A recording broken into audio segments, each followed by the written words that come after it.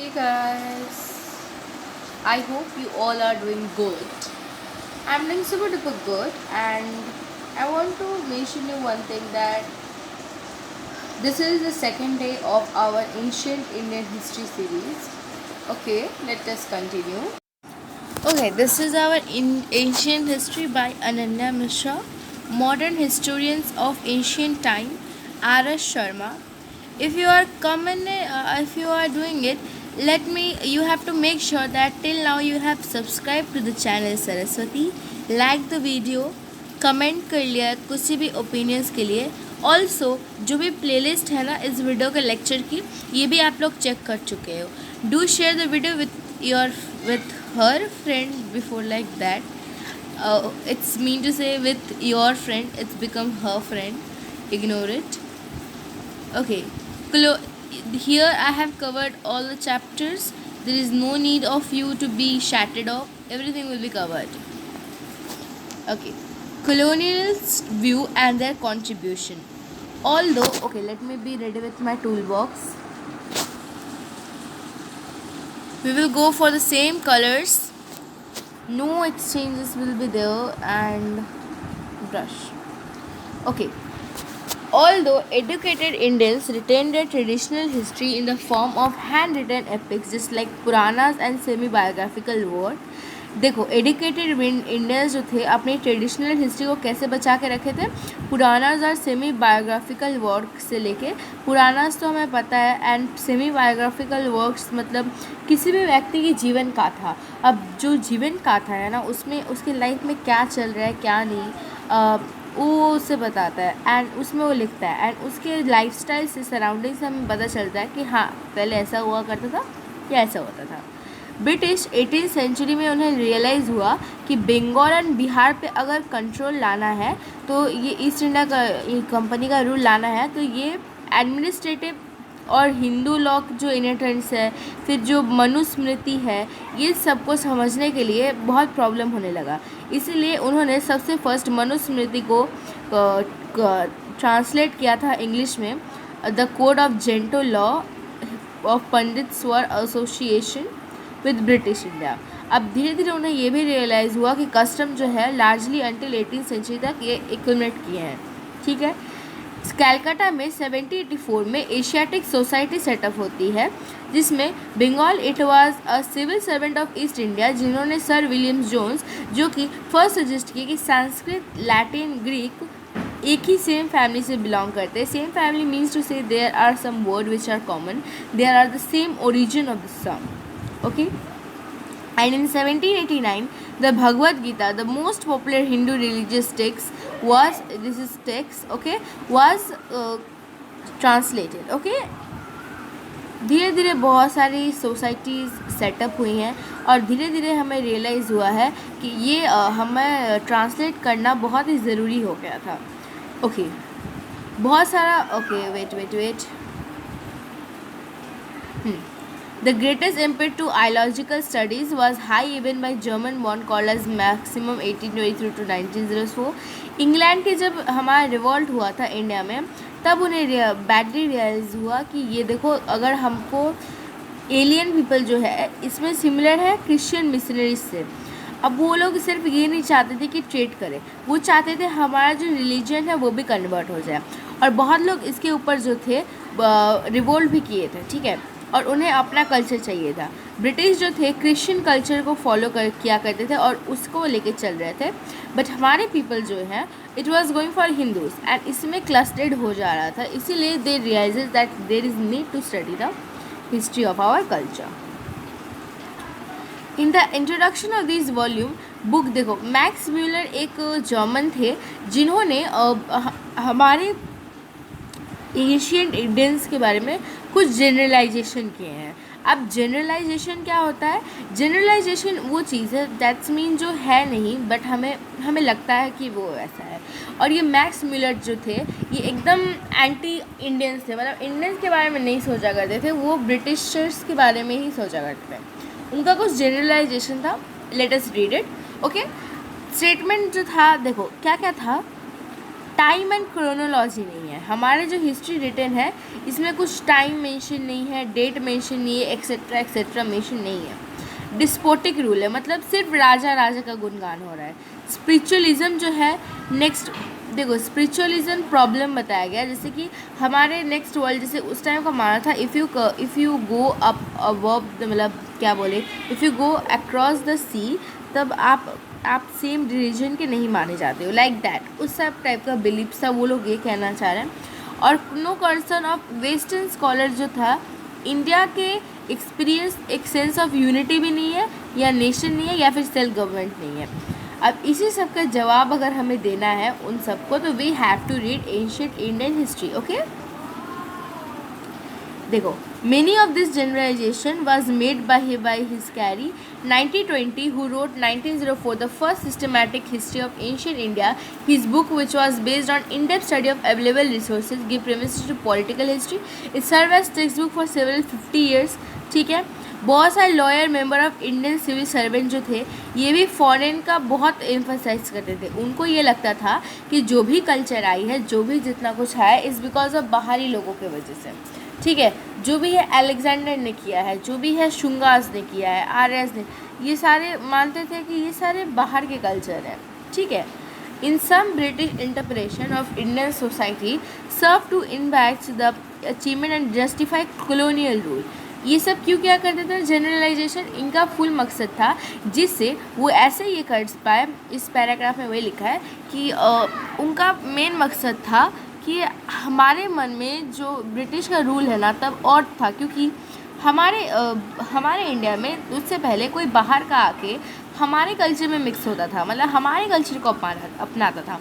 लेकिन ये जो ब्रिटिश थे, इन्होंने सजेस्ट किया कि हमें अपने कल्चर, तो हमारे लिए बहुत ही ऑड हो रहा था ये सारी चीज़ें, ये सारी ऑड ना हो और ख़ुद को जस्टिफाई कर सके, इसीलिए ये सारे झूठ एलिगेशंस लगा दिए थे। और we can also say in a word it was generalisation.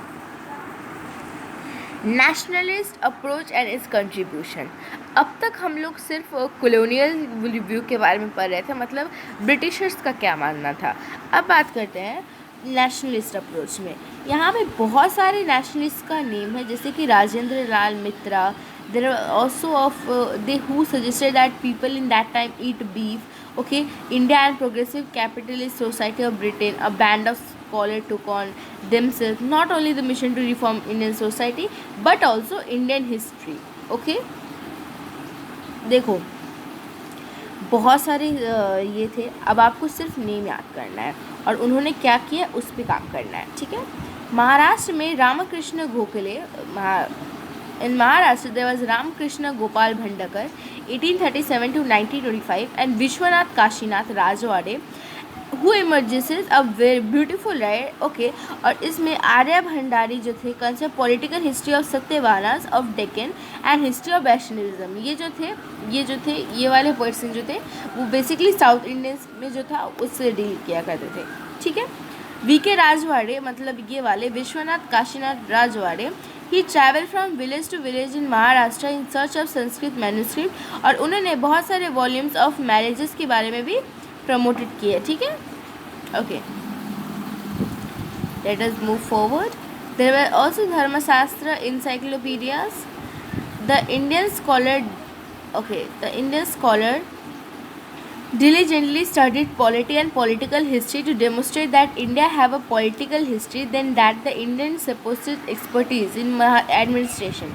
उनके हिसाब से बहुत सारे जो एपिग्राफिस्ट थे, उन्होंने बहुत सारी हमारी Mahabharata, Gupta age a teacher etcetera पढ़ी, जिससे हम ये जो कर सके कि हमारे जो पॉलिटिकल हिस्ट्री थी, मतलब हमारे पास उन लोग का क्या माना था, डिस्पोटिक रूल था, लेकिन ऐसा डिस्पोटिक रूल नहीं था। In if you take an example of Ashoka, Samudragupta, Mahapadmananda, there was no despotic rule. Okay, and not only them, there were lot of king also.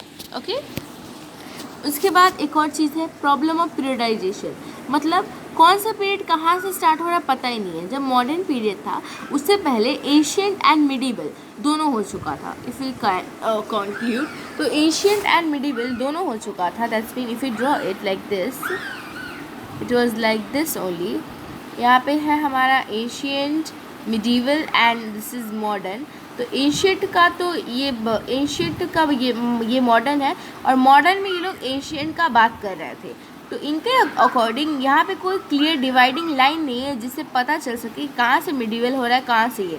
इसीलिए इनके एक बुक ने V.A. स्मिथ, विंथर ऑथर स्मिथ ने एक बुक निकाली थी, the early history of India, जिसमें उन्होंने हमारा जो डिवीज़न है इट्स बाय रिलीजन किया, टाइमलाइन से नहीं किया, रिलीजन से किया। जैसे कि एंशियंट हिस्ट्री हिंदूज़ का, मिडिवल मुस्लिम्स का, and modern is for British, like this.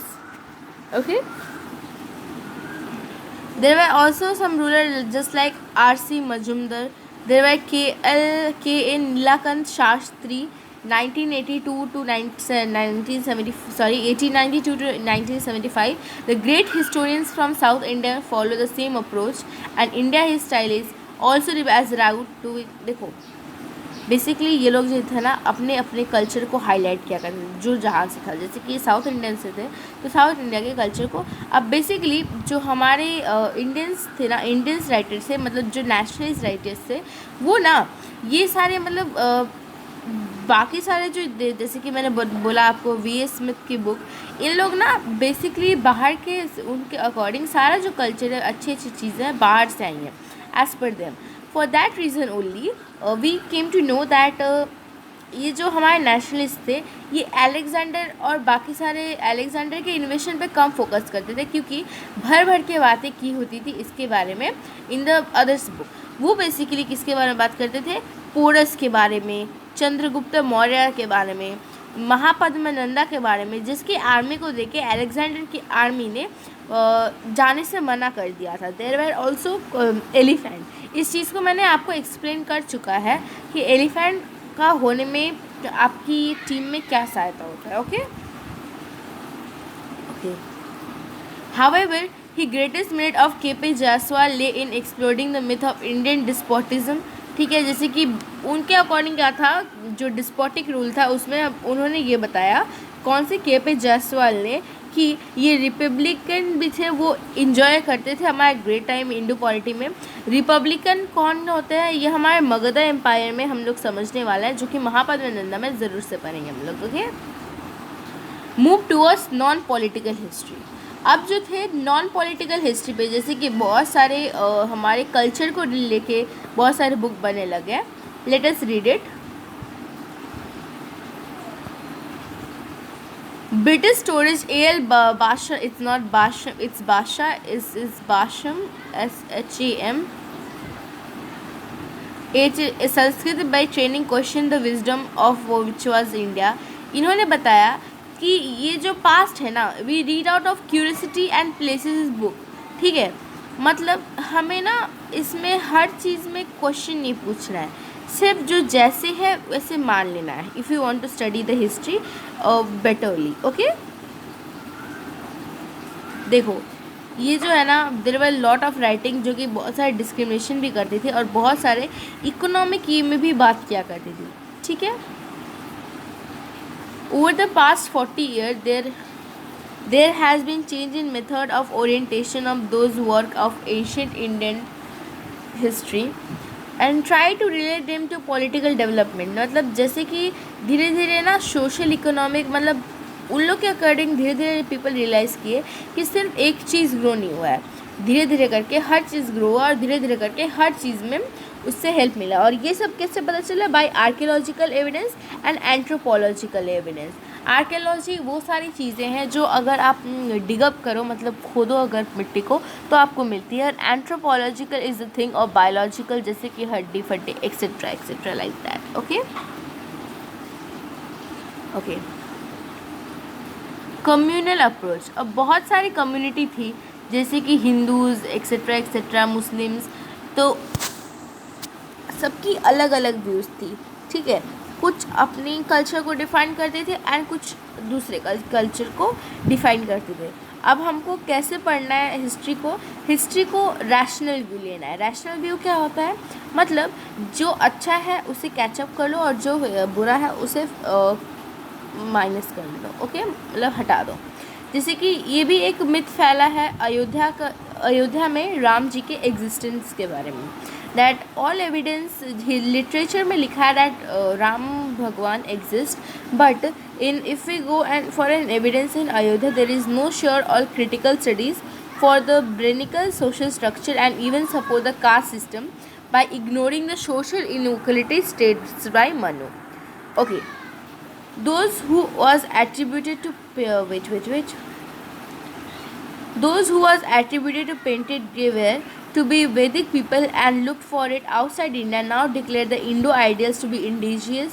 अब देखो, अब जो लोग कहते थे बाहर से आए बाहर से आए बाहर से आए, अब वो लोग कहने लगे कि हाँ कुछ कुछ अच्छी अच्छी चीज़ें जो थी इंडिया में ही थी. यहाँ पे होता है here's the end of the lecture. Hope you all guys enjoy the video. और 15 मिनट्स में हमने पूरे चैप्टर को कवर अप कर लिया है विद द बेस्ट व्यू और सारे टॉपिक्स को हमने कवर अप किया है. अभी तक आई कैन एक्सपेक्ट कर ही सकती हूँ कि अभी रुक जाओ, let me tell you. Okay, अभी तक सब्सक्राइब हो गया होगा, लाइक कर देना, कमेंट हो गया होगा, प्लेलिस्ट चेक कर लेना और ये वीडियो को शेयर कर देना अपने सारे फ्रेंड्स के साथ. ओके, बहुत सारे न्यू लेआउट्स हैं अभी तक. अगर आप देख रहे हो तो मैं अपने मुंह से भी नहीं बोलूँगी. I just want to write it. Type RN09. okay, so you have to type it. It's just a roll number of one of my friend. I just quite remember it, so I just typed it. Till then, take care. Ta-da.